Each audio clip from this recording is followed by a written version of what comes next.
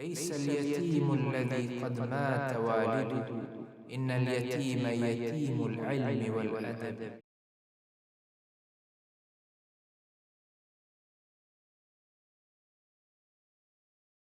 Assalamu alaikum wa rahmatullahi wa barakatuh. Good evening, good morning, good afternoon, everyone, from wherever you are in the world. We have a global readership and viewership. I am really excited about today's episode.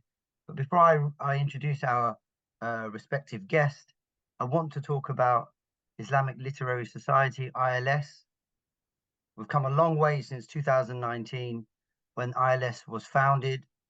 And the aim really was to promote and foster and develop an appreciation of authors, particularly literary works, whether that's classical or contemporary. And we try and achieve this through sort of reading, encouraging reading clubs, book launches, talks, discussions with authors, whether online or at a particular site. We also now have an extensive range of critical reviews of books. We're increasing our events. We're increasing our online discussions and on-site discussions. Our membership has increased. We're increasing our activity. And again, the aim is to encourage the revival of Islamic readership and, of course, wider readership in our day-to-day lives and increase literary awareness amongst the Muslim community primarily, but the wider community in general as well. So yes, ILS has been associated with an interest and zeal for books and for reading, the love of literature. And so it's really been a great journey, and it's been very positive. And all that really has been possible because of support by our membership, those who have subscribed, those who share the word, those who post our events on social media and through word of mouth. Surprisingly, we found a lot of people come to ILS through just word of mouth, over a cafe, over a coffee. They're discussing in cafes or in school, at university. So we really appreciate your support. And a lot of the extra information that you want about ILS can be found on the website islamicliterarysociety.com. So www.islamicliterarysociety.com, and we have lots of information there about who we are, our team, our advisors, the authors who we speak with as well. Now, without really delaying, I'm really excited to introduce our guest. It's part of ILS sort of travel literature, bringing that to the forefront for the Muslim community and the wider community. And really, it's been a inexcusable delay in getting this our respective guests to come on. But alhamdulillah, we're really grateful to have Tharik Hussain joining us. Tharik, ahlan wa sahlan, welcome.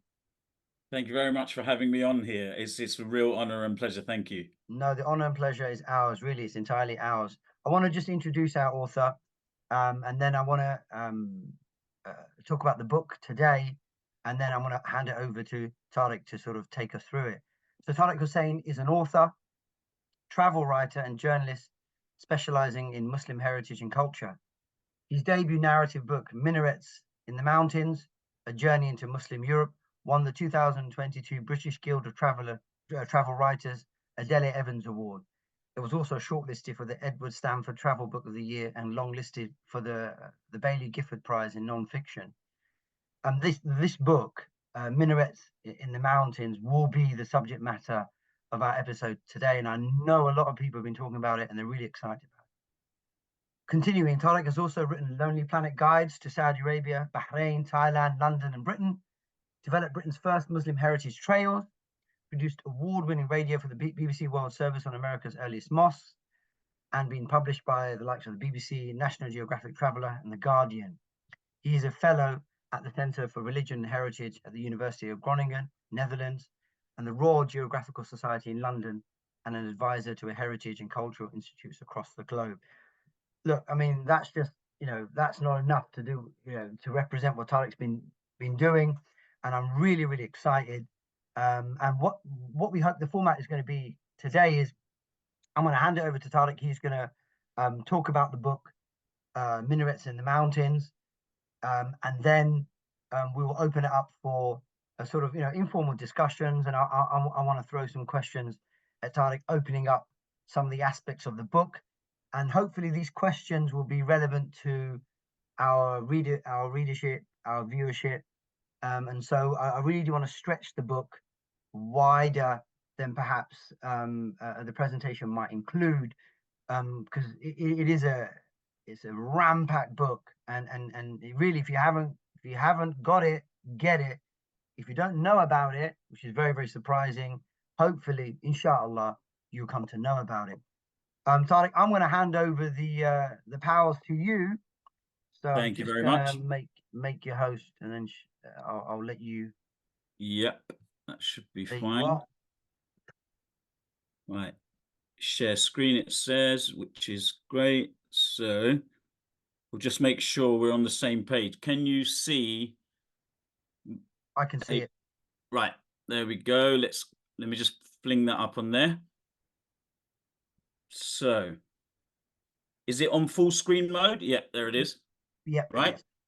You can see that, yeah? I can see it absolutely. So just for the viewers and the listeners, I know you've said that you'd be surprised if people haven't read it. I don't expect everybody to have read it. It has had a good run. So inshallah, those that have read it will still appreciate this journey that I'm going to take them on, which is essentially to try and give everybody that is watching this video a quick glimpse of the physical journey, B, some of the key themes that I tried to bring to the fore, and then towards the end, as you say, inshallah, we can then continue to pull some of those themes apart. And I always like to start with this quote, which is by, of course, one of those wonderful writers who opened many doors for us Muslims by bringing Ibn Battuta to us in a popular format. And that's Tim McIntosh Smith, who's the author of The Travels of Ibn Battuta, who I've come to know very well throughout the course of my writing career, because, of course, we're both looking at Muslim travelers. And after Tim read this book, he really put it, I think he summed it up best, which is why I use his quote. And this is the quote that he gave me to endorse the book, but it's that first couple of sentences that really resonate, and I think bring home what I've tried to do with what is popularly called the travel writing book. But of course, as most people will see, it's much more than that. I don't try and pretend it's not political anymore, because clearly it is. Europe, it says here, Europe has long turned a blind eye, or worse, looked askance at its own Islamic self. And that's the thing, that last phrase is the most important thing here, because Tim absolutely understood this was not about trying to tell Europe to embrace something outside of itself. This is about making Europe and Europeans realize that Islam is a part of Europe, whether they like it or not. And that's what the key is here, its own Islamic self. And so now to the journey. The book takes us through, what we're looking at here essentially is the route, which starts and ends in Sarajevo. Sarajevo in Bosnia, of course. And then what I did was we as a family, this is very much a family road trip. For those of you that aren't aware, I took my family on this trip. And a big part of it was, as we explored this, what I call indigenous European Muslim history and heritage, I wanted my family, who are of course made up of European Muslims, to be a part of. I'm in a very privileged position. I can actually go and do these trips. For others, it's not the case. And a lot of this stuff was very invisible to us. So we start in Bosnia, then we went into Serbia. From Serbia, we went to Kosovo, then North Macedonia, Albania, Montenegro, and back to Bosnia and Herzegovina. And the reason we chose those routes is because 3 of those countries, listeners, are actually quote unquote Muslim countries.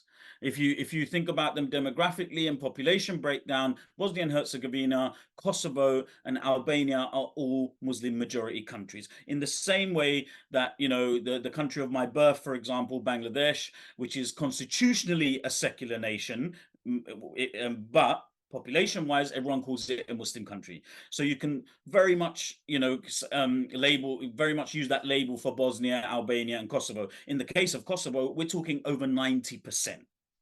And yet, of course, if you were to say to anybody outside or anywhere that Europe has 3 Muslim countries, they will raise their eyebrows and think this is some kind of oxymoron, because apparently that doesn't exist. So the route really takes us through 3 Muslim countries, but also we are going into other parts in parts of other countries that I've named there, where my research allowed me to establish that there is large numbers of indigenous European Muslims still evident there, and also, of course, the heritage that we were chasing. And this heritage goes back over 6 centuries in some spaces, because, of course, this is a part of Europe that was historically the domain of the Ottomans. And so we are very much following and seeking out a lot of heritage connected to the Muslim empire that once ruled this part. And the other aspect to this particular journey was that I took with me, as you will see in the top right-hand corner, a fellow traveler. And this is someone who became very much a guide for me. I dragged him all the way out of the 17th century. His name is Evliya Çelebi. And to those of you familiar with his writing, you will know that, of course, he is probably the greatest Ottoman traveler that ever lived, and one of the greatest travelers that ever lived. And Evliya Çelebi traveled to many, many places, but on this particular route, you will see that he ventures to many of the towns and places that I go to. And Evliya Çelebi becomes a very, very important guide for a number of reasons. Much of the literature written in the English language about this part of the world has been written by people who see it from non-Muslim eyes.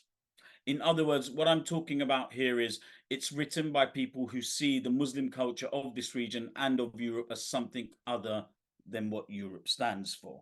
And so it was often very difficult for me to go back and find literature that really represented that saw this heritage as their own. And I wanted a voice with me that saw the heritage as their own in the same way I did. And the fact that I had to go back to the 17th century tells you a couple of things. One, that we really don't have many Muslim travel writers at all these days. And two, Evliya Çelebi, when he was traveling through this region, it was the most Muslim it's ever been.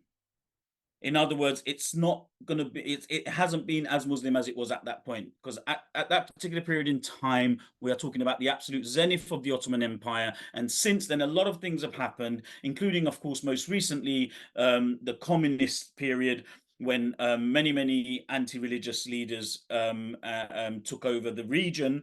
And so Evliya Çelebi also offered a tantalizing glimpse of what kind of Islamic heritage there was that may now have been eradicated. So there was lots of things going on in bringing Evliya Çelebi on this route. But let's go on the journey, and we're going to start off outside, just south of Sarajevo, in a place called Mostar, which will be very familiar to many people, of course, because Bosnia is increasingly a popular holiday destination for many Muslims. I think I get a call once a week these days from people asking me, where should I go? And my default response is read the book. Yeah, but Mostar is obviously one of those places that everybody turns up to, and the main reason they go to is because of the bridge. The phrase Mostar means bridge, and this is what the Istari Mosque, you know, this is what the entire town is based upon. But I've picked the bridge for a number of reasons. The bridge is one of the first places that I truly connected with Evliya Çelebi on a personal level, because it was a place that I physically knew Evliya Çelebi had visited. He writes about the bridge, and he talks about how, you know, being one of the great wonders of the world. He also talks about what he witnesses there when he arrives and he sees, you know, young Muslim local children throwing themselves off the bridge, you know, screaming "Ya Allah" as they do in order to impress the locals, especially the visiting Ottoman pashas, who they hope will then give them some money. This is now reenacted by Olympian-style local swimmers, who, you know, put on a whole performance, but the only difference is they daren't shout Ya Allah because of what's happening, you know, in our world today. So that was one of the reasons, the lighter reason, you might say. But the other reason, of course, is because what you're looking at, unfortunately, is not the original bridge. It's not the bridge that Evliya Çelebi saw. It's a recreation of that bridge, because, of course, the bridge was systematically targeted as part of an attempt to eradicate the local Muslim culture during the 90s Balkans War. And eradicating the bridge was part of a process one Harvard observer described as cultural genocide, where specific Islamic monuments, sites, and institutes were targeted in order to not just eradicate the people, but to eradicate the people's culture as well. And this is something that happens in war often, and here we saw it on a gross scale. And the bridge was, of course, then rebuilt in this marvelous show of local spirit, led by an individual called Amir Pasic, who was in Harvard at the time as a visiting scholar. And he goes around, from the minute he sees it, his beautiful bridge destroyed, he decides he's not going to accept it. And he immediately begins raising funds and awareness and starts doing lectures and tours. And eventually this pays off, and he ends up getting the backing of major global institutes, as well as several countries, including Turkey and Croatia and other countries. And it is built literally brick by brick. They retrieve the bricks from the depths of the river, and they bring in experts on Ottoman architecture, and it's almost indistinguishable from the original now, which of course is a marvelous thing. And the final thing that I want to say is that, standing on the bridge, I also began to appreciate the depth of this kind of historic writing on the Balkans, and the depth of Islamophobia that is woven into much of this writing. Because, of course, as I said at the start of this this presentation, they were often writing as non-Muslims who saw this culture as an invasive presence. And this is something, even towards the end, when things, you might say, people started to be a bit more conscious of their bias, it was still apparent either in the conscious or unconscious. And just one quick example is that for the famous English archaeologist Sir Arthur Evans, as late as 1897, in his book, he simply refused to believe that something this beautiful, this perfect, could have been built by Muslims. So he claimed it must be Roman, and attributed it to Hadrian, amongst others. Then there was the painter Charlotte de Lezayne, who described it as a marvelous remnant of Latin civilization in the midst of Turkish barbarity.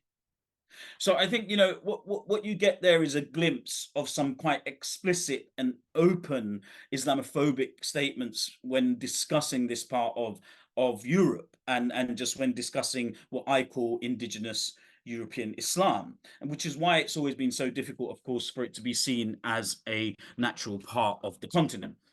Moving on, I'm taking you just a little bit south of Mostar to a place called Blagaj, where we encounter this you know, magical space known as the Blagaj Teki. This is a 15th century Sufi lodge founded by a sect known as the Bektashis, who are a mystical brand of Islam that are widespread throughout the Balkans, largely because it was spread by the Janissaries. And we don't have the time to go into exactly how that happens. The book will tell you that. But there were a number of reasons I put this up on here. Again, it was a personal moment in connecting with Evliya Çelebi, who visits this lodge and is actually one of the main sources for verifying the actual historicity of the lodge and its existence, going all the way back to you know, Evliya Çelebi's time. He arrives here at a very, very difficult time in his life. He'd lost his father, and most recently he'd lost his patron and maternal uncle, Melik Pasha. So he arrives at this, you know, very low point to this very spiritual place. And obviously, for me, as somebody following in his footsteps, it was wonderful to be able to step into a space where I knew he probably spent time in worship, in dhikr, in whatever he did there, and knowing that this was the actual physical place. The other reason, of course, was it was one of my first encounters with Bektashism. And for me, this also, again, signifies the kind of way in which Muslim European culture has remained hidden to the vast majority of us. Of course, if you're from the Balkans, you know about this, but the rest of us, we don't know about these cultures, these sects that exist out there. And I'm just giving you one particular example. And this is, you know, the Bektashi community are very much a European community. Their headquarters are in Albania. Yes, their roots can be traced back to Central Asia, the founder, but the community largely lives in the West, in Europe. And so they're very much a European Muslim community. And again, I come back to this thing that this is our European Muslim heritage that we are very, very unfamiliar with and not aware of at all. You know, so this is the Teki in Blagai, and from Blagai I'm going to take you to Zenica, which is in Bosnia and Herzegovina, up in the more in the middle of the country. And I only went to Zenica because my good friend who's in the book, Mevluddin, takes me there because it's his hometown. And you know, I've put this image here where we've got this very kind of almost archaic figure, and that's not a commentary on his age. I'm talking about the way he's dressed and even the title he holds. You know, he's known to us as Ibrahim Babic Effendi. He still carries an Ottoman title, but even he isn't the most interesting thing in this image. It's the book he's holding. So we turn up in this, you know, very kind of small little library connected to a madrasa that my friend knew about when he was younger, and it's always just been a part of his everyday fabric in his town. And he's like, oh yeah, they have some interesting books in there maybe, and whatever. And we walk in, and Effendi pulls out a book that is older than Sarajevo. It's a book of fiqh on Hanafi and Shafi fiqh combined, which, from what I understand from the faqirs that I've spoken to, is a very rare thing. So there's this gem sitting, you know, gathering dust on this shelf, unprotected, in the middle of this library. And it brought, for me, it evoked a couple of things. One, the depth of the tangible heritage that is out there in these regions that we are not valuing yet, and we are not, you know, beginning to preserve. And two, how much of it has already disappeared because of the lack of value or the concerted effort to destroy it. From there, we moved to Kosovo, and here we are just outside the capital of Kosovo, Pristina. And you know, going to Kosovo was a whole ordeal for me, my wife, and our children, because of everything that you read about this country, which of course is not recognized by everybody in the European community, shall we say, and of course is still not recognized by its neighbor Serbia. And a lot of the stuff we read really worried us, and we thought we're going to be walking into some kind of war zone or something from the popular literature that you read. And you know, we can go into the reasons as to why it is presented in that way, but I had to go there. And in the end, with a little nudge from my wife, who also was very keen for us to visit, we visited only for the day because of the reservations we had. When we got there, we realized we really should have planned to stay longer, but that's a conversation for another day. But the main reason we had to go is because on the plains of Kosovo is this tomb. And it's one of the most significant tombs to the story of Europe's indigenous Muslim communities today, because this is the tomb of Sultan Murad I. And Sultan Murad I, in my book, I kind of, you know, in this kind of tongue-in-cheek way, label him the grandfather of Muslim Europe. And this is because Sultan Murad I is the Ottoman Sultan who leads the Ottomans into what we call Europe proper, wins a battle against quite a few of the Serbian princes, local Serbian princes. This is the battle that is often depicted in popular history as being Islam versus Christendom. But any of you that have read about the battle will know that Sultan Murad had plenty of Christians fighting for him, including several local princes that weren't happy with the princes on the other side. So it's not quite like that. It's a lot more grayer. But ultimately, what it means is the Ottomans enter Europe proper, and after this begin to strategically take over more and more parts of what we call Europe today. And of course, as a result, it is the beginning of the presence of the Muslim communities that we see still in existence today. And this took place towards the back end of the 14th century. which tells you just how long the current living indigenous Muslim presence in Europe has been around for. And Sultan Murad I, like many sultans, has two tombs.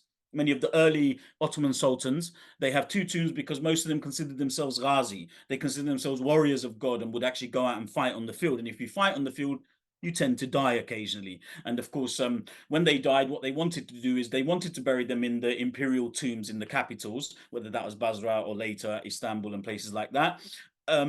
But of course, to take the body there, they had to go through a kind of process of mummifying, taking out the internal organs, etc. And then what happened is they would often bury the internal organs in the initial place where the Sultan died. And that's what this first tomb is. This is reportedly where he fell during the war. And there's other tombs of Ottoman sultans, similar tombs like this. Most recently, they rediscovered Sultan Suleiman the Magnificent's one in Hungary, for example.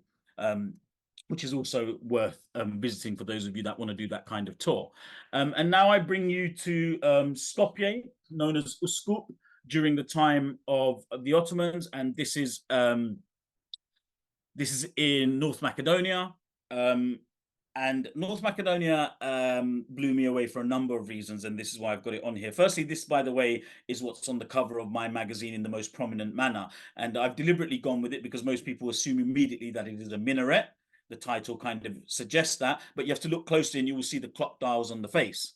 It is actually what we believe might be the very first clock tower ever built in Europe.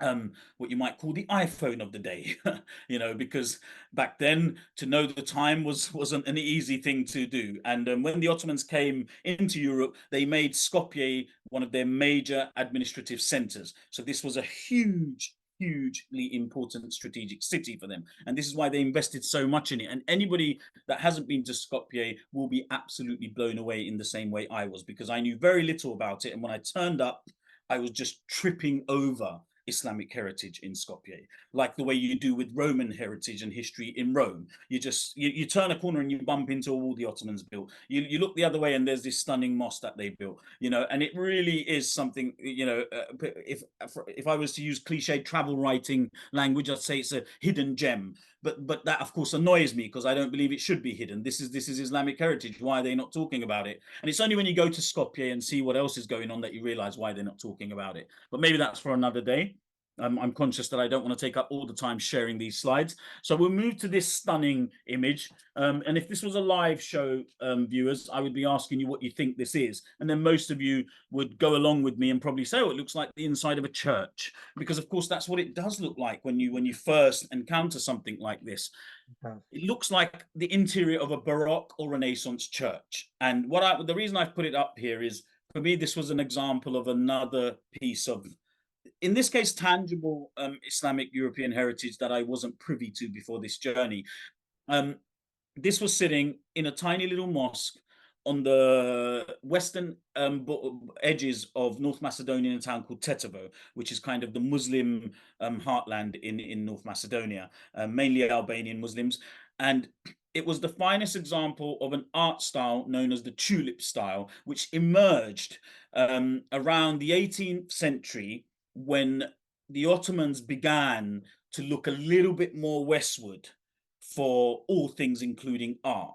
And what you see is the coming together of classical Islamic styles with Baroque, Rococo, and Renaissance art styles. So for me, it was literally the most indigenously European Muslim art style that you could ever come across. It's not something that was, you know, brought from somewhere else. It had to have been born there. And you can see that from I mean, I've done a close-up on the most European looking element here, but if that was to zoom out, most of you can Google this mosque now. It's even ended up on some travel agendas now. I'm going to try and take credit for that, but who knows? It's called the Painted Mosque in Tetovo, and it will come up, and you will see that when you zoom out, you start to see Islamic calligraphy and other much more obviously Islamic elements, and it's the coming together that makes it the art style that it is. But I found it quite sad that I know about the Umayyad art style, I know about the, you know, classical even Ottoman art style, but I didn't know about this particular art style, and again, I feel like it's my heritage that was being kept from me.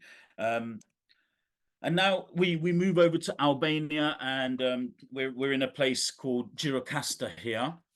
And I've thrown up this image because, of course, it's one of the most impressive. But Gjirokastër blew me away for a number of reasons. Firstly, before I went to Albania, again, tons of reservations, tons of internal prejudices that I had to overcome. And I go into the sources of those prejudices in my book, which you can all read.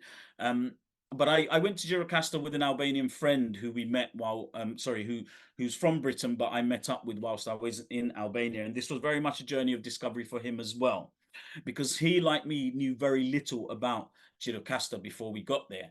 And Gjirokastër is up in the mountains, and it's like this almost fairy tale image of buildings and monuments from the Ottoman period that are still very well preserved, and they cascade down this hillside, and some of them are as magnificent as this merchant's home called the Zakati house. And the thing that blew me away about Gjirokastër is when I started to open the pages of Evliya Çelebi to compare what he saw with what we were seeing.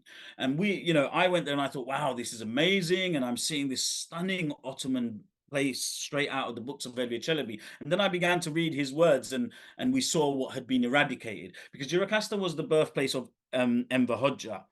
And for those of you that know your Albanian history, and I doubt there's many out there, Enver Hoxha was one of the worst of the communist dictators. He was so secular, so fascistly secular, shall we say, that he wanted to make Albania the world's very first atheist country. He was actually born in this town, and so what he did was he made an effort across his country to do away with all religious institutes, symbols, everything from mosques to Sufi lodges to churches and whatever. And so we went to Gjirokastër, and when we were reading Evliya Çelebi's account, and this is where he was so useful, we were seeing a town full of mosques, full of madrasas, full of Sufi shrines, full of Sufi lodges. We were reading about students coming from all over to study here at the feet of scholars. I didn't even know Albania was a place people went to learn Islam, let alone to have this town where they studied Islam at this level. It was just like, wow. And to have my Albanian friend there affirming that this is also something he didn't know. And of course, he can't speak for all Albanians, but I am yet to find an Albanian who did know this. It just goes to show how well history can be rewritten if we're not doing the writing.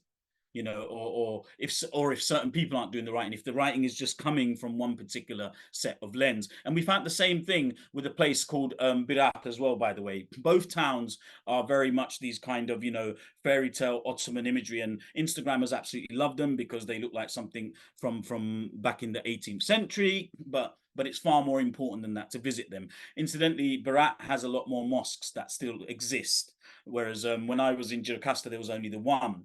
And both towns have similar heritage and history in Albania. And now I'm taking you to Novi Pazar, and I think we're getting to the back end of the trip. Saf, I know you want some time to grill, so bear with me. No, take your time. Novi Pazar sounds like a Bangladeshi bazaar in town. Well, it's from the same word, isn't it? Yeah, Bazaar. that's right. Pazar is bazaar essentially, and it's bringing together two terms here. Novi comes from the local Slavic word for new, and bazaar is of course bazaar. So it was like Newmarket in the UK essentially, right? Except this was a far more special place that I knew nothing about. And the most interesting thing about it is, one, it's in Serbia. So before I went on this trip, I hadn't even realized that there could be Serbian Muslims. Okay, and we turn up in Novi Pazar, and I always tell this story about turning up in Novi Pazar and wanting to eat pizza, and finding this place that sold pizza with a little sign that said it had sausage on it. And of course, sausage to me means pork. So I go and ask the guy in the little hole in the wall where they're cooking the pizza if the sausage is pork. And he laughs and he says, "Brother, don't you realize the whole town is Muslim? There is no pork here." And I was just like, what? No, not only had we found Serbian Muslims, we found entire towns that were Muslim, and why didn't we know about this? But this was an even more special place in so many other ways, and one of them is represented by this coffee maker, because I found this beautiful, beautiful, intangible piece of Islamic heritage here in this town, where the night before, the same incident with the candy floss seller. But what happened is, and it wasn't this coffee seller, because I was too emotional to take a picture of the original guy. I went to buy the coffee, and he refused money from me. And I assumed maybe he was going to try and charge me a little bit more. So I tried to offer him more money, and he shook his head and put his hands out in the form that we make when we make dua. And he basically said, "I don't want your money, I want your dua." Because of course he was referring to the famous hadith, where amongst those whose dua Allah accepts without question are those of the musafir. And me being a traveler, he was reviving this wonderful Islamic heritage, and I should say that it's pre-Islamic as well, where Muslims historically would look after the traveler for 3 days and 3 nights without question, if they had the means to do so.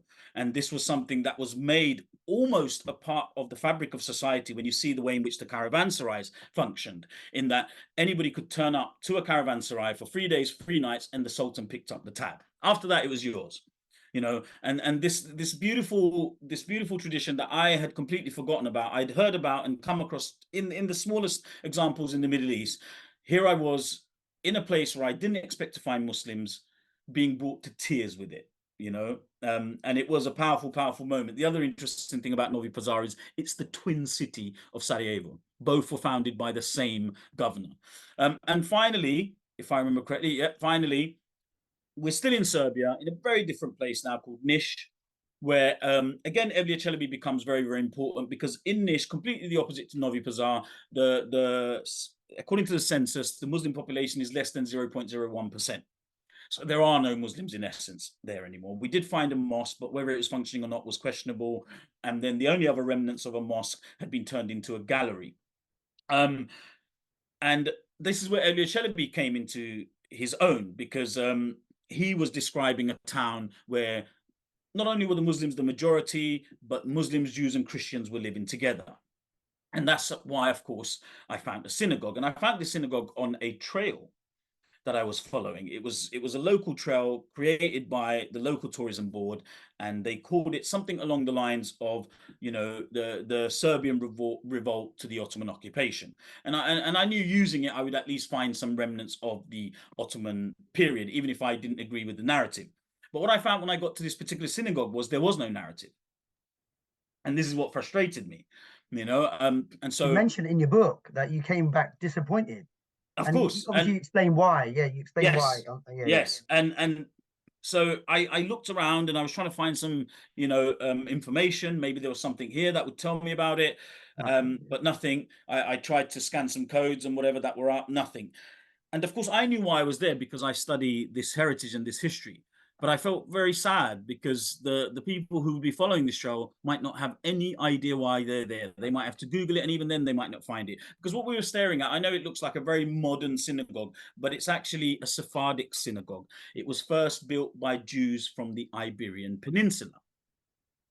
And the reason the local tourism board put it on there is because there's a reason. I mean, the only way the Jews could have gotten there is because the Ottomans brought them there. And this is what they were not willing to discuss, shall we say. This is what they were not willing to concede, because of course the narrative of the trail wasn't about making the Ottomans look positive. And what many people don't realize is, when the Christian monarchs, the Catholic monarchs of Spain, and of Iberia, kicked out the Sephardic Jews from Spain, one of the things that Sultan Bayezid II did is he sent his entire naval fleet to go and collect as many as wanted to jump into the boats, and then he repopulated them across Ottoman territories. And this is one of the key primary reasons, and Jewish historians all agree with this, that Sephardic Judaism survived in some form in Europe. Of course, they went to other parts, but without any shadow of a doubt, the Balkans, with Muslim rule, was one of the most tolerant places in Europe. And in fact, as I stood there, one of the other connections that I made is that actually, for Jews generally, who were, in essence, the most persecuted religious group consistently in Europe for centuries, the safest places for 12 centuries at least were almost exclusively Muslim spaces. From the minute Muslims turn up in Iberia until the fall of the Ottoman Empire, in the pre-modern period, the safest places tended to be Muslim countries. And that's why many of them didn't come to the Balkans, they ended up in North Africa.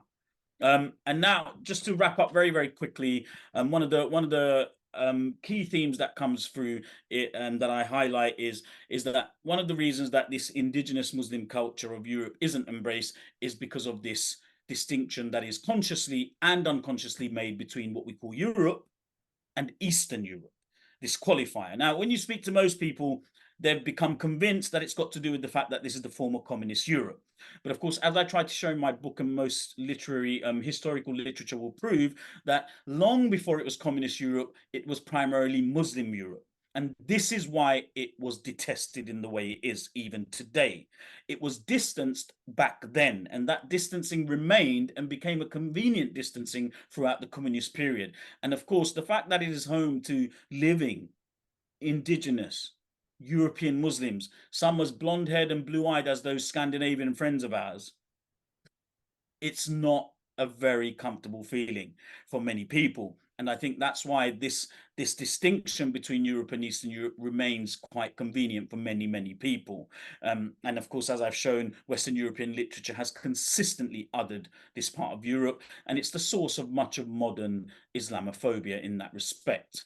And this is just finally where I talk about how my book tries to decolonize travel writing, in that one of the things I'm constantly asked is, how did I create such a completely different perspective on a place, on a region that many people felt like they already knew?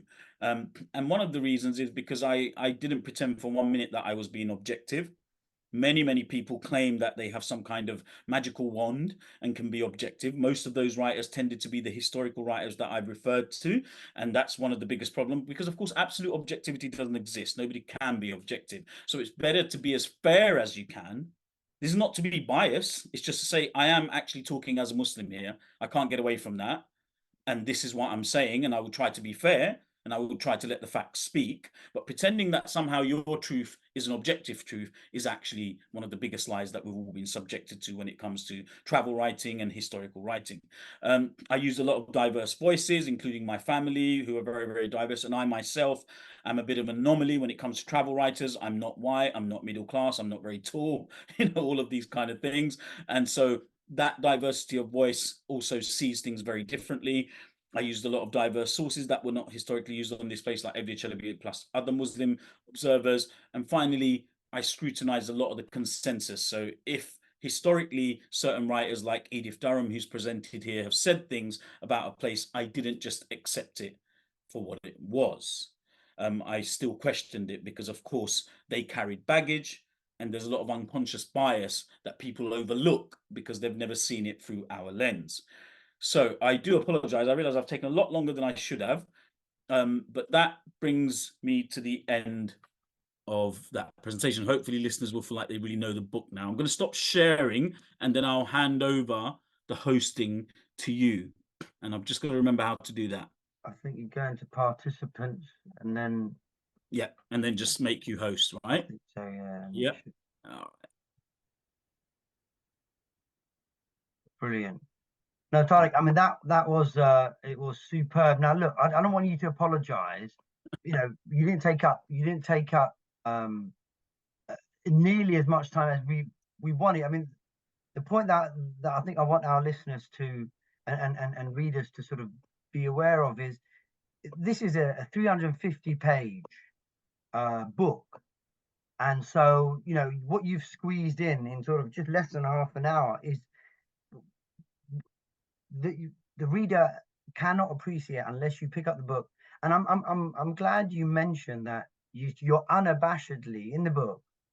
You are giving, a Muslim writer, travelers, fathers, husbands perspective, and that is so important. There was no pretense of here, of objectivity. It was weaving history through emotion, experience, encounter, all of these things that make the book, an amazing read. And I really, really do feel folks are able to, please get a copy. You should be able to see, our viewers should be able to see the slides that I'm sharing. Also, believe it or not, I used to be a bookseller. Oh, wow. Yeah, I used to work at Waterstones, I used to work at Borders. And we used to do a lot of, we used to sell a lot of Lonely Planet books.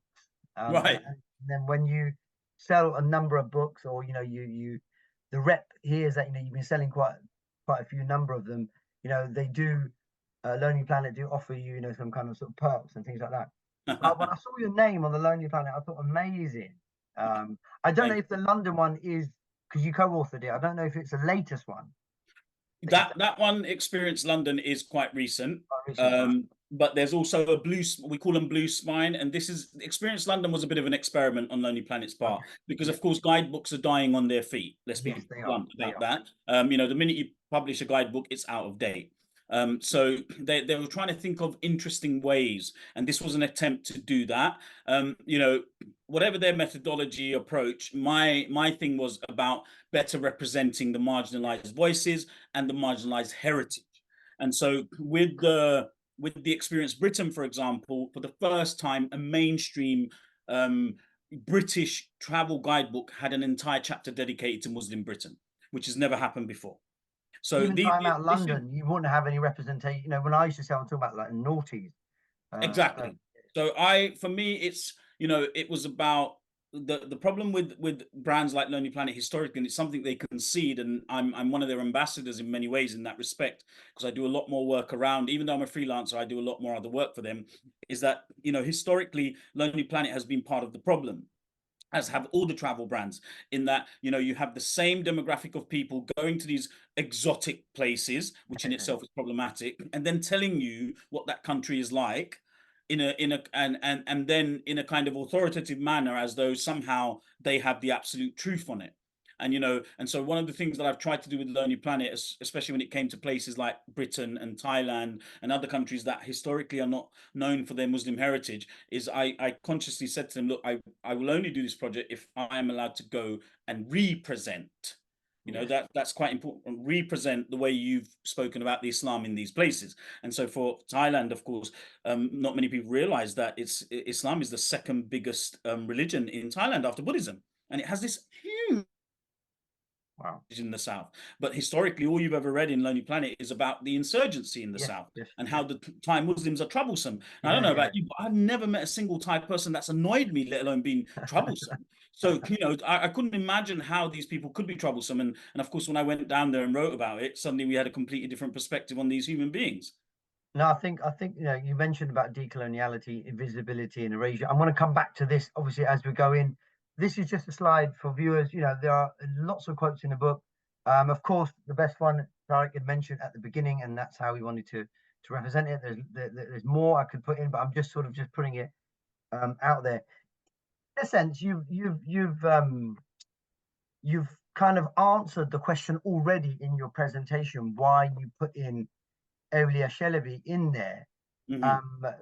So I guess if I want to spin the question now a bit into a different one, why do you think Muslims, I'm not going to say averse, I'm not that's a judgmental term, there may not be averse, but why we don't have writers doing the kind of travel writing you're doing, when we have a concept of rihla, a journey usually to seeking knowledge or ilm. We have this idea of spiritual wayfaring, the Sufi path of wayfaring. We have the idea of being a musafir, so, you know, the honor and respect shown to you while you are a musafir, a traveler.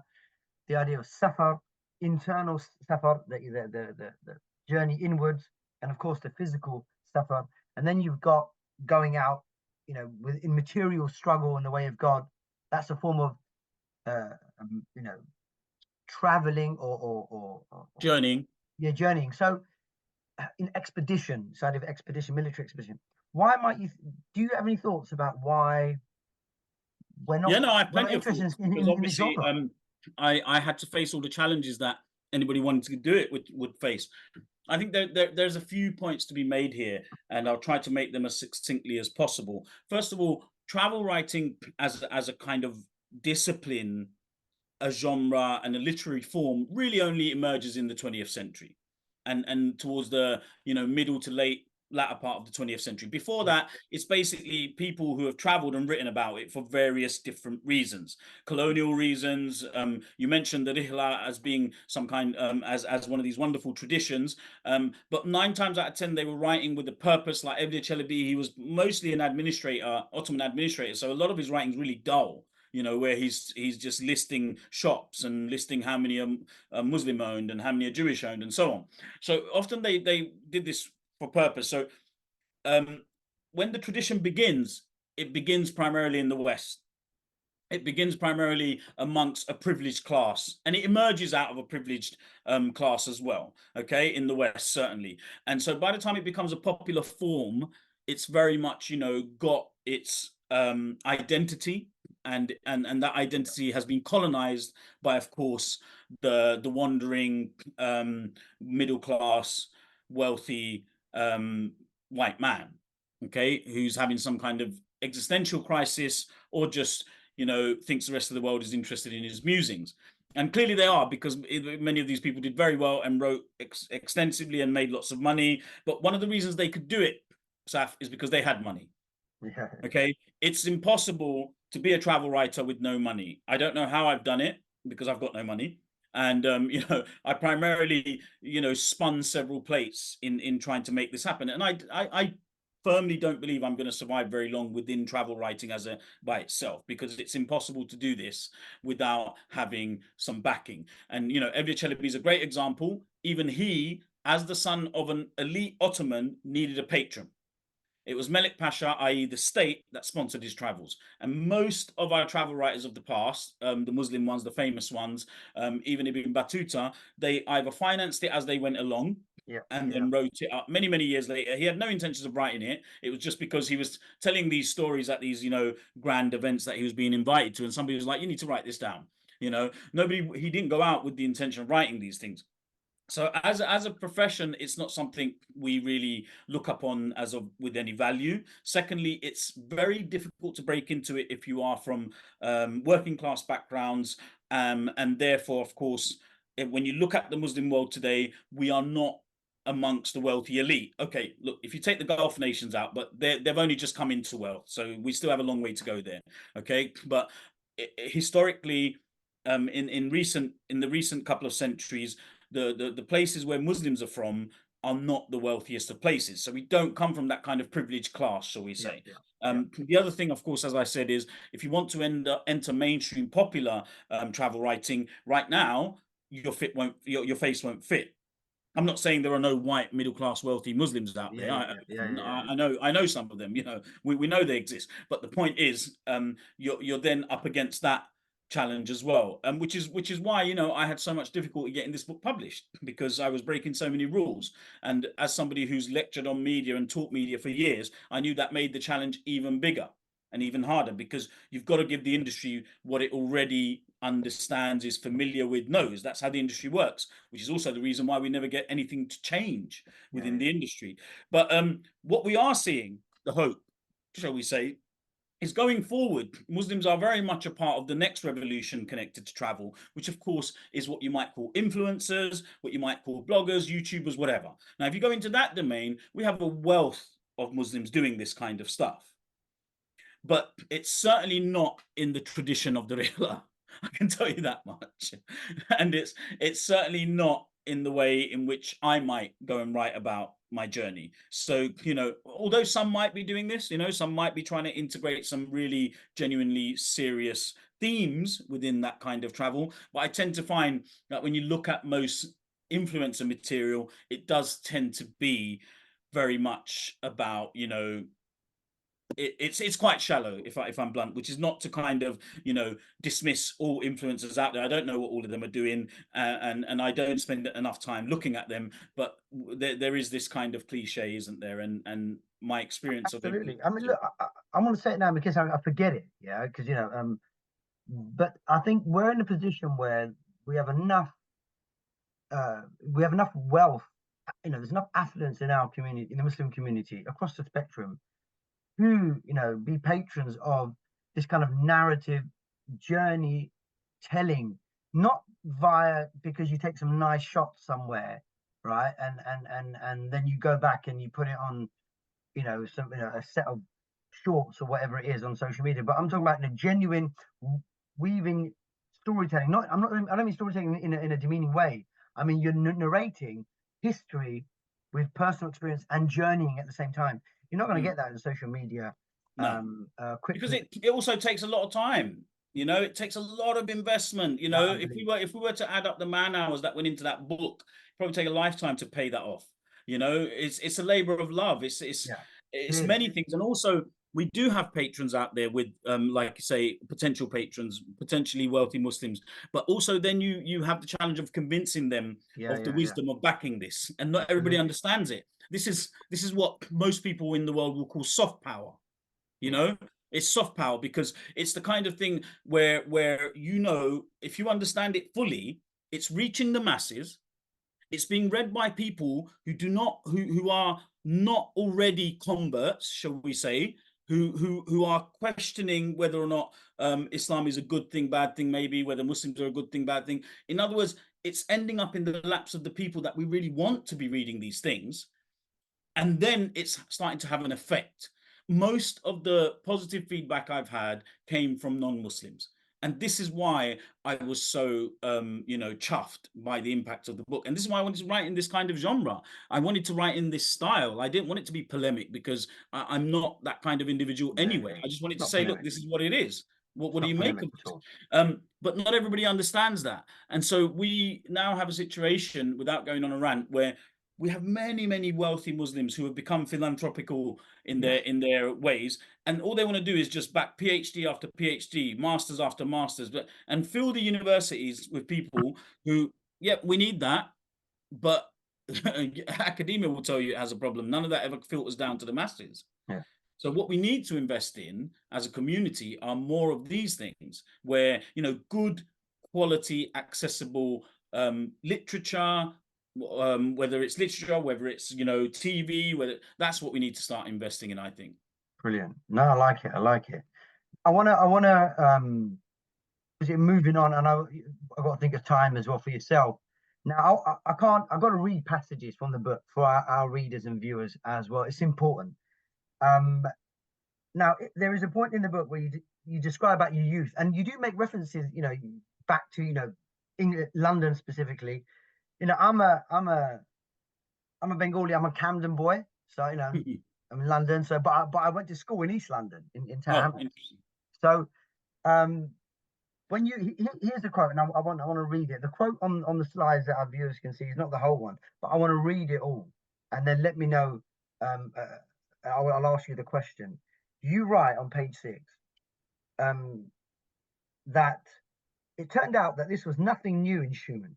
In a fascinating image of religious pluralism and cross-pollination, a French traveller writing in 1785 described the locals as half Turkish, half Bulgarian, Muslims and Christians who lived side by side, married each other, drank bad wine together, and violated both the Ramazan and the Christian fast.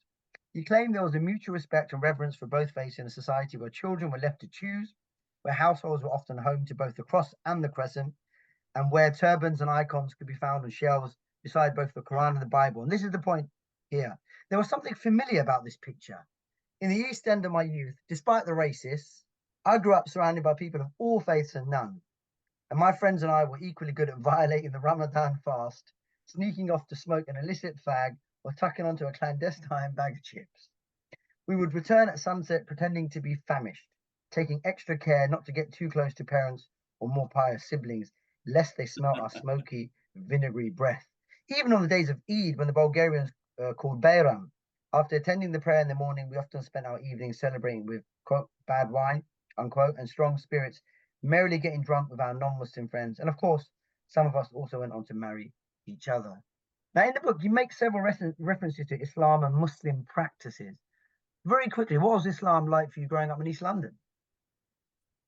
I think it was pretty much the same for most of us migrant children. You know, we had come from, especially for the Bangladeshi community, you yourself are Bangladeshi, so I'm sure you relate. You know, we came from a part of Bangladesh where Islam was practiced in a very kind of rudimentary way already. It was I don't want to call it basic to kind of make it sound like I'm disrespecting it, but essentially we had a very skeletal framework. And then we came to this country and we were flung into one of the most exciting, fast-paced and fascinating cities in the world. It was like going from the pre-industrial era to the post-industrial era overnight. And so regardless of religion, you're inevitably going to be experimenting. You're inevitably going to be, trying to resist tasting the forbidden fruit and all those kind of things. And I think what we found with Islam early on was very much a kind of, just do as we say and not necessarily as we do, because often we would also see that we were not the only ones who were tempted by the forbidden fruit. But that framework wasn't enough for young, inquisitive and inquiring minds. And then, of course, I think into that vacuum, you start to later see, and the book talks about that later as well, that you begin to see other maybe more developed, or you might say more conservative, more liberal, whatever you want to call it, strands of Islam, more political in the case of somebody like Hizb ut-Tahrir, coming along and filling those voids. And so we really grew up with a choice. Which one do you want? You know what I mean? And I know, and Saf, in our own families, you'll see people chose different ones. This is the inevitable plight of a migrant community. You're going to, by the second and third generation, by the third generation, sociologists say that you will be nothing. You won't resemble the first generation at all. There is that this is the inevitable away. evolution. Because I mean, I'm not someone who kind of begins to pretend that I understand Islamic theology or anything like that. I'm somebody who comments on culture. I'm somebody who comments on people as Muslims. I'm not an Islamic expert. I might be a Muslim cultural expert in some ways, but that's neither here, and I'm not here to judge who's more pious or whatever. But what I see is we were a community in flux. We were a community in transit, and this is why I also have friends who completely moved away from Islam entirely. People who were born Muslim, just like you and I, into a Bangladeshi community, came to this country and just became disillusioned with it. And I don't hold that against them, because I believe everyone has the right to choose. I believe that's a God-given right. This is why, God gives us freedom of choice and free will.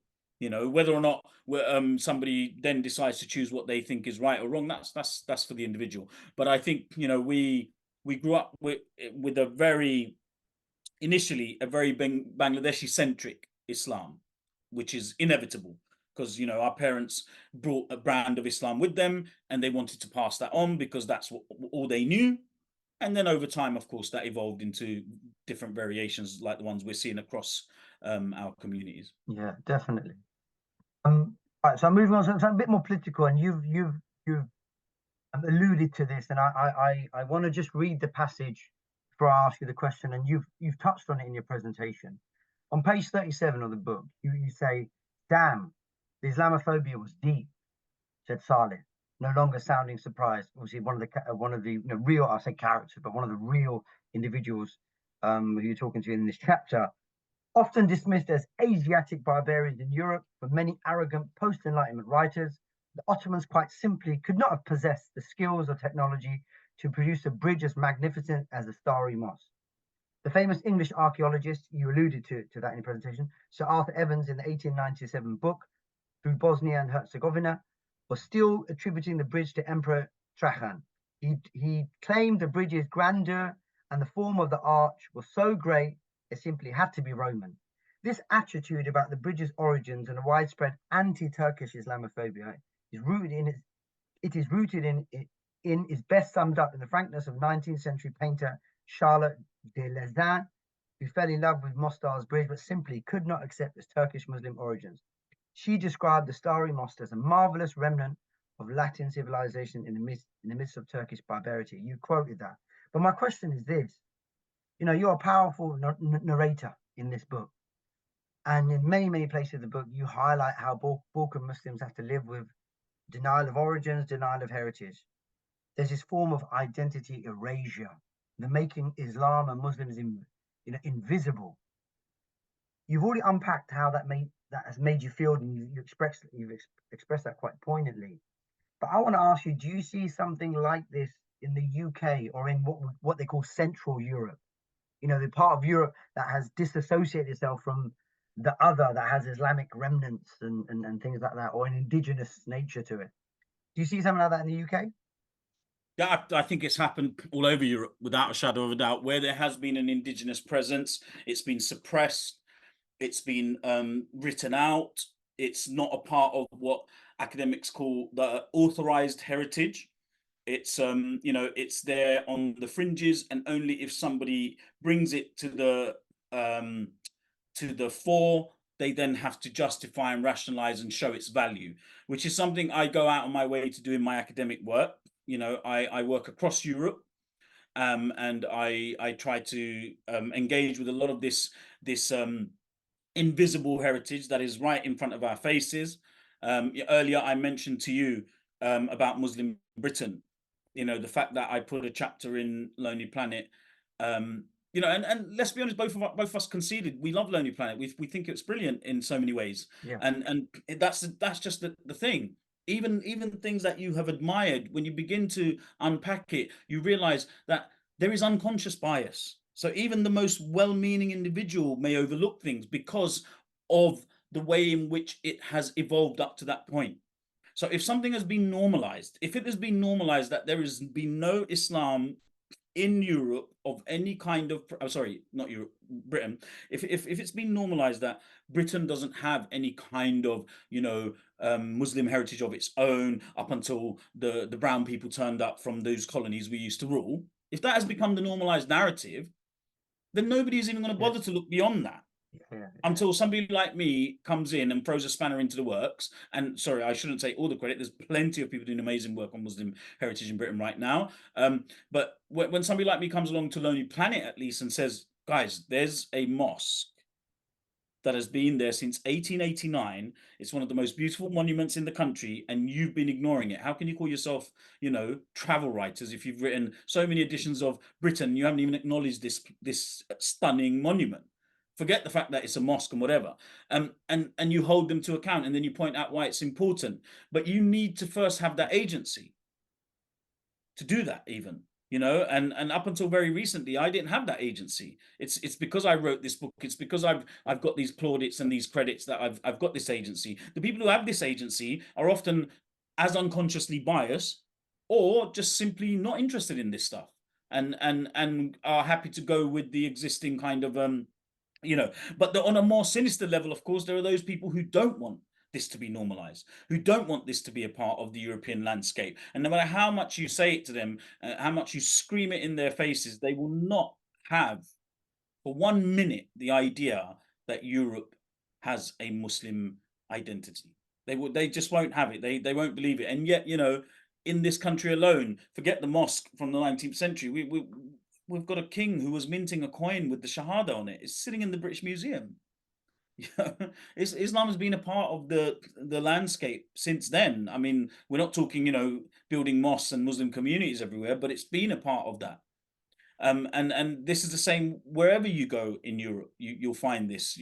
Countries like Lithuania and Poland, they have Muslim communities that are 6 centuries old, and yet you can talk to a Polish person anytime you want, and they'll be oblivious to it 9 times out of 10. So do I see it happening? It's been happening for centuries. It's been happening for centuries. This is why we're having the discussion. We wouldn't be having the discussion if it hadn't been happening. This is why Muslims have to constantly justify their existence in Europe, because as far as everybody else is concerned, we turned up last week, and yet we know Muslims were here within a couple of decades of the Prophet's death. So it's that mirage of recentness, isn't it? It's that false idea of the recentness of everything. Absolutely. It's not. And the recentness has been, it's been constructed in a particular way, whether it's through design or or whether it's been done, by chance, it has happened. And like I said, for me, one of the key factors is that the blonde-haired, blue-eyed Muslims, the indigenous ones, are conveniently kept at arm's length by people saying, well, oh yeah, but they're Eastern Europeans. Because of course, that prefix Eastern carries so much baggage. That immediately puts them in with the barbarians. That immediately puts them in with those scary people, scary dark people that came from the East. And that's how they were traditionally described, that part of Europe, when you look into the literature. So yeah, it's been happening for a long time. And for me, I'm obviously of South Asian Bangladeshi descent. I came here and I just assumed, okay, well, my Islamic heritage is somewhere else. And when I realized it wasn't, that's when I knew I had to change things. Brilliant. Tharik, I'm going to a couple of more, and then Yep. obviously, we'll wrap it up. Now, this part of the book, when you talked about, Visegrad and the sort of massacre, your language is very graphic. And rightly so. You're not mincing your words there. I didn't put in the quote there. What happened to the women there and things like that. Those who read the book will know it's a very, very dark, heartbreaking, harrowing part of our Muslim history and heritage. When I was reading that, this idea of vulnerability kept ticking over in my head. You mentioned about the vulnerability of the Jewish community, and you mentioned it earlier that they got refuge by the Ottomans wherever their diaspora was. They were brought back to the lands, and then the North Ottoman territories, and then repopulated in there. And my question I'm wondering is whether, do you think that was when there was an Ottoman sort of empire, a caliphate, things like that? Do you think as Muslims, as a global community or as a nation, particularly in Europe, in pockets of places, do you think we're politically vulnerable today? We don't have it's not Evliya Shelevi's time, is it? No, I mean, we got a shade of God on earth. Yes, we're never going to return to some kind of age of empire, and frankly, nor should we, because when you look at what happened back then, it wasn't any more comfortable. But of course, I understand what you mean when you say, do the Muslims have a protector, or do the Muslims have protectors? Now, in theory, each of us living in democratic countries, we should be protected like any other citizen. So that's the theory. Okay, but the reality is, as a community, we are very, very vulnerable today because of how deeply we have been othered. And this is something we are seeing on a global scale, and for me, I remember when I went back to Bosnia, or no, not when I went back. It was part of my original trip, but for whatever reason, I didn't put it in.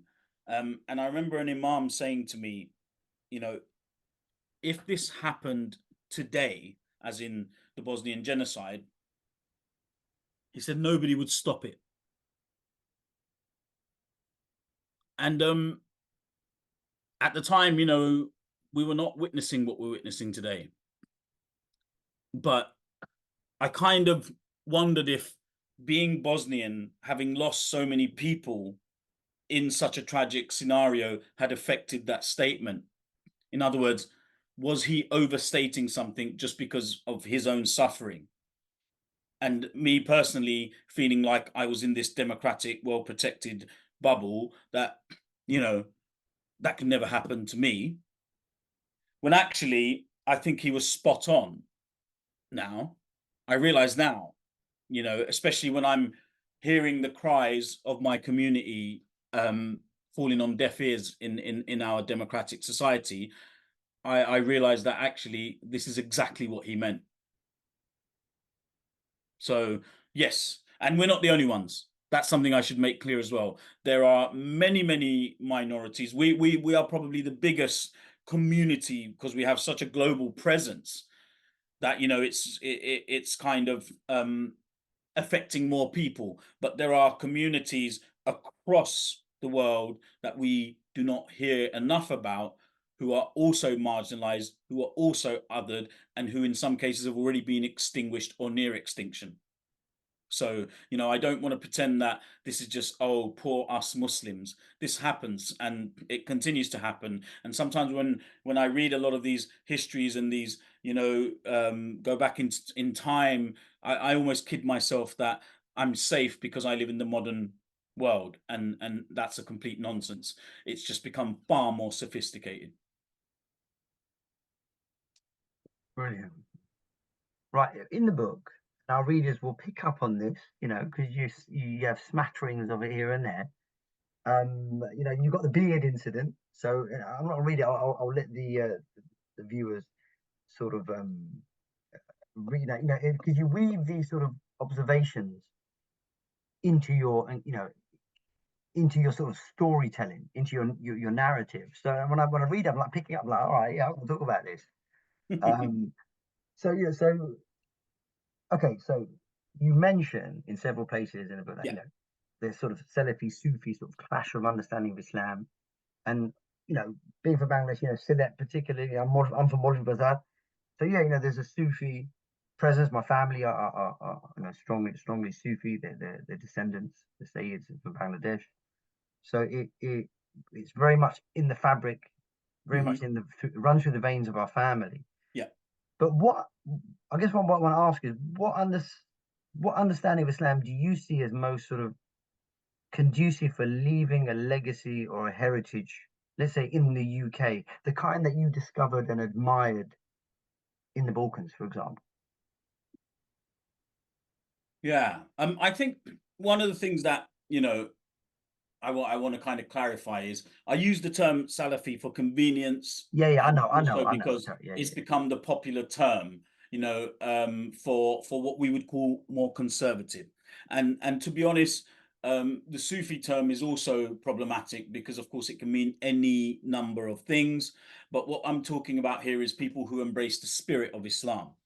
And for me, that's really what, you know, and again, I wanna reinforce this, you know, mantra that I am not a theologian. I don't claim to be. I'm Yeah. not pretending for 1 minute I know which brand of Islam or which practice of Islam is better than the other. But for me personally, it's always been about finding the middle path, you know, and if anything starts to lean towards an extreme of any kind, whether that's, you know, too spiritual, that you're so paralyzed that you don't actually go and do anything practical that's happening on your doorstep, then I would also look at that and say that's not very helpful, you know. And then in a conservative sense, you might say where you become so conservative that you consider anyone that isn't Muslim to be a problematic individual. For me, that's an issue as well, you know.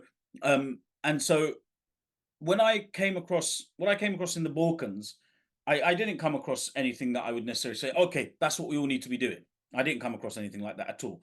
And largely because, of course, the Balkans is still trying to rediscover its own Muslim identity because of what happened in the fallout of the Ottomans. And then, of course, during the communist period, when you have people like Hoxha come along who are trying to do away with anything religious anyway.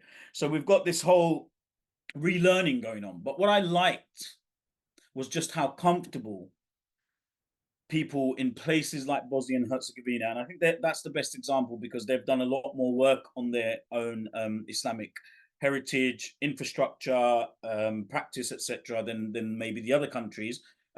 Is just how comfortable they are in their own skin. I like the way, you know, the Bosnians are very comfortable in their European identity and yet very comfortable in their Islamic identity. And what I guess if you are to look at their practice, I think I like the fact that they were trying to sit in the middle there, where, you know, it wasn't too much towards a kind of jurisprudence and theologically led what in it, I think if I remember correctly, what in Islamic academic circles might be called, you know, the inner understanding and the outer understanding. Okay, you know, I like it when I see that there is an attempt to engage with both. You know, I've just written this kind of little book about to inspire people through Ramadan, where I go into this a lot with the quotes that I've selected, because for me, Ramadan really does represent the spirit of Islam, the essence, you know, what the purpose of Islam really is. And when you look at the purpose of Ramadan, and you look at what are our key kind of um these what we're supposed to be doing, what we should be doing, what we're encouraged to do in that time, for me that is the ideal Muslim. And the fact that once Ramadan ends, we stop giving, we start eating like we're you know, we've been hungry for days on end again, we overindulge, we don't talk quietly anymore, we don't try and come across like we love everybody and anybody. I think we suddenly move away from that spirit of Islam. And for me it's finding the balance. And of course in Ramadan, people don't shy away from the what you might call the tougher challenges of ibadah, you know, praying all through the night and, you know, making sure you observe your day. So I think it's that balance, and Ramadan is an extreme example Yeah. of that balance when it's done properly. But I don't think I don't think there is a perfect example of any of this anywhere, because our whole life is about striving towards that. Brilliant. Our next question, you know, should hopefully our viewers would definitely like it, and listeners, because like mentioned about several voices in his book, and you know, and I'll, you know, it'll just be remiss if I don't ask about this. All right. So you mentioned, of course, your wife Tamara, and this is my sort of general sort of capture of how I see it. She's definitely unintrusive. And I don't mean that being intrusive is a bad thing, but this is my sense. But she's an important voice in your travel journal. So on the one hand, you see she's at home in her encounters in the magical Sufi mystical Teke, for example. She's touched, as you describe, by the human heritage of Europe's Muslims. While on the other, what I found was quite, you know, which really made me smile. She wasn't quite comfortable with that kind of, as you put it, sort of grave reverence and shrines. So that kind of freaked her out a bit. So this interesting character that is real, your wife, Tamara, would you indulge a bit, if we can be so insolent to ask, yeah? How important Tamara was for your writing and the journey itself? Well, the first thing is, it's very, you know, it was a very, very difficult thing to do. You know, when you look at it from the outside, you think, oh, it must have been easy, you know, they're your family, whatever. But you're actually trying to tell somebody who you think they are. And then you're putting it into a book that is never going to change. And people forever and a day will read that and assume that's who you are. So this is really, really tough, especially when it's your own family, because you get it wrong and, you know, you're in the doghouse forever. You know? So one of the reasons I didn't write them in too much is because I didn't want to take that liberty. I also wanted to keep some of that journey for us. You know, I didn't want it all to be for everybody else, because that journey was a very personal journey as well. The other thing was, you know, every time I did something, I needed to get approval. I wanted to make sure that they felt comfortable, that, you know, this is how I wrote you in, this is how I remember it. Are you comfortable with being represented in this way? And so that's why most of the time, as you say, they come across unintrusive for that reason. You know, I wanted them to be almost like a sounding board and a mirror on occasion, but I didn't want to take liberties and try to pretend that I knew them the way they know themselves. And so on, right? I'm trying to explain quite a complex thing in quite a simple manner, but it's not easy. But in terms of how important she's been, I don't think I'd be anywhere near where I am without Tamara's help and support and unbelievable kind of push to help me be where I am. Even that image you have there, that particular space, that was Tamara's finding. You know, I didn't plot it on the journey. She found it. She's the one who told me about it. And then it's only later, when I was researching Elia Chelebi, I realized that he'd gone there. And I was like, wow, what a wonderful coincidence. You know, she's still angry at me that I've told the whole world about it, because she wanted to keep it for herself. But, you know, that's one incident.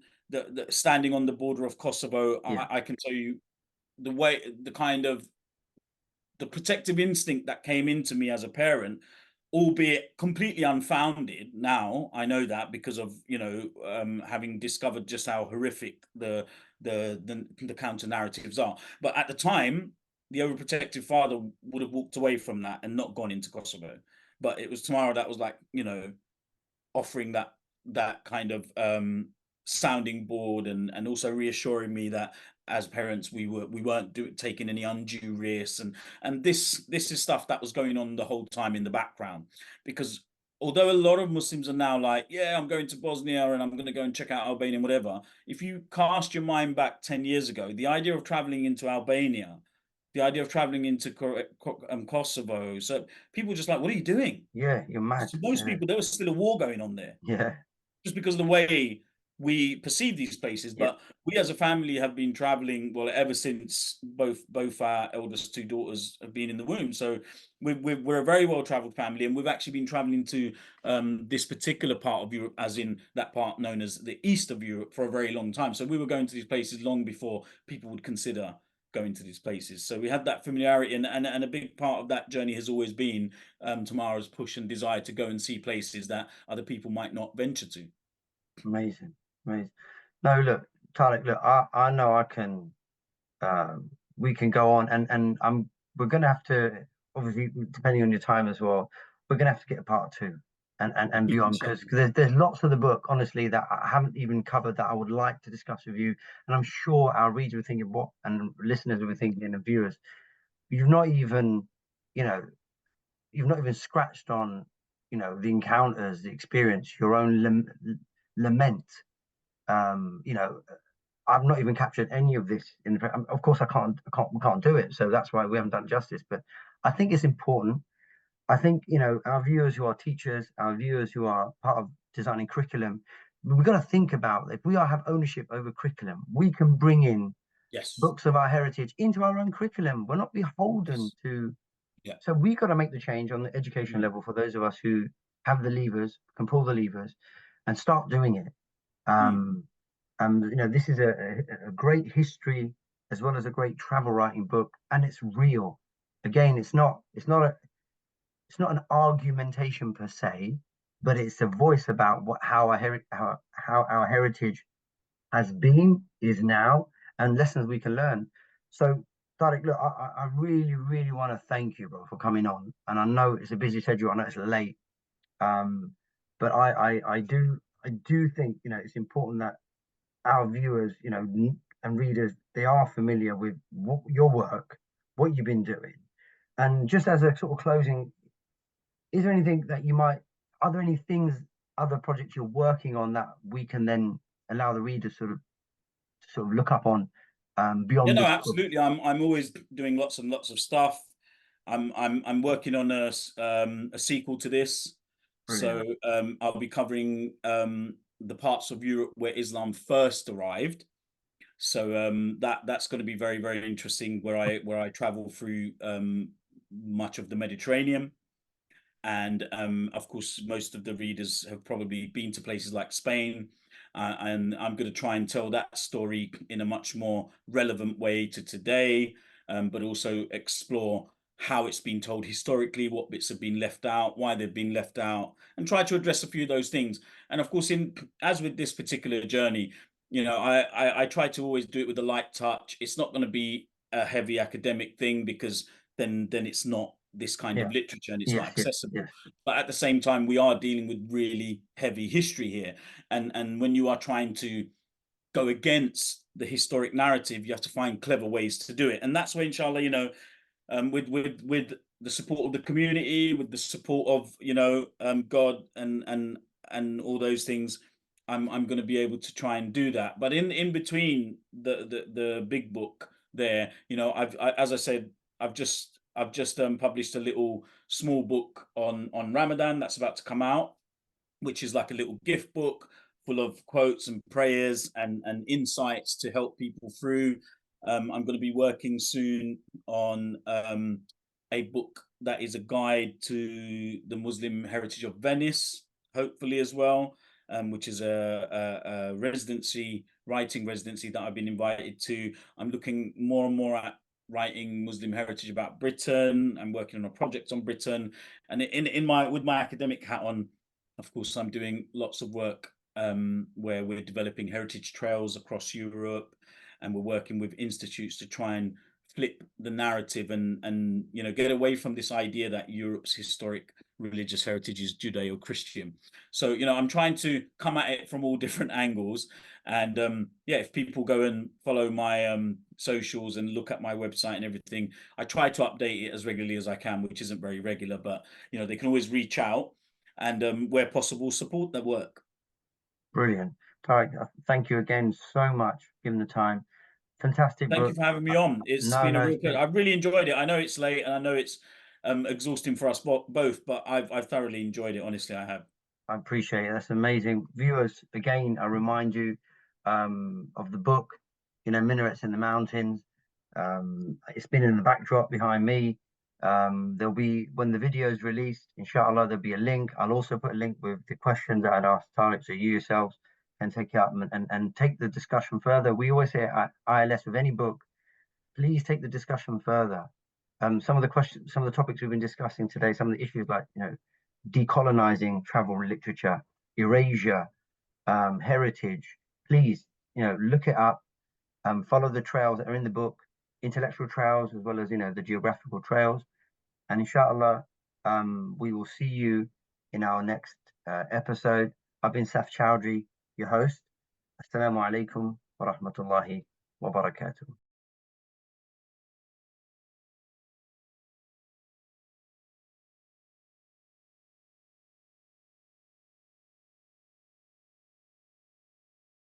ليس اليتيم الذي قد مات والده، إن اليتيم يتيم العلم والأدب.